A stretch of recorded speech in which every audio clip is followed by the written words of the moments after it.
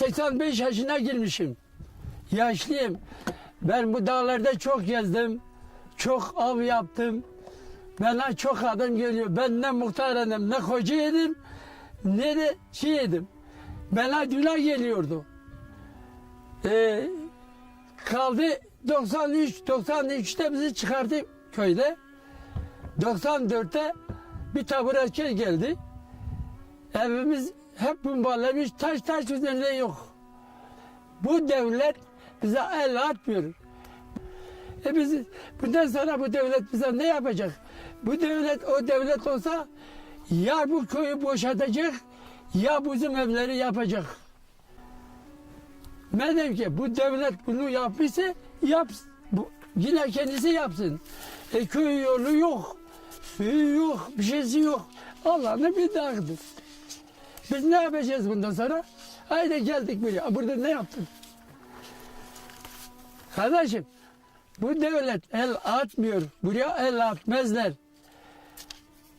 Mesela oradaki nere? İşte köy yolu yapsın. Bu millete yardım etsin. Mesela bir adam kalkarsa, burada ev yaparsa kaça yaparlar? Nasıl yapacak? Neyle yapacak? Bu çok yani şeyidir. Bak bizim körpüyü kesti. Plamori suyuna geçemiyoruz. Sebep neydi yani? Bu körpü niye kesti? Bu yanlışlık var bu devlete. Bunu yapan kimdir? Başbakan mı yaptı? Yoksa buranın valisi mi yaptı? Bunu çok yanlış yaptılar.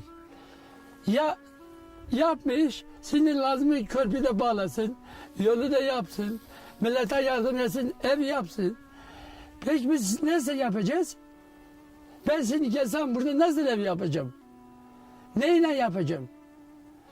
Benim en aşağı bir trilyon benim zararım var. Devlet böyle ne yapacak? Ne yapmış devlet?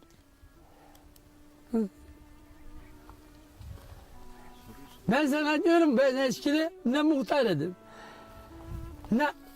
ne hoca edim, ne kaka edim. Bana günah geliyordu. Avrupa'dan geliyor, Avusturya geliyordu, Almanlar geliyordu.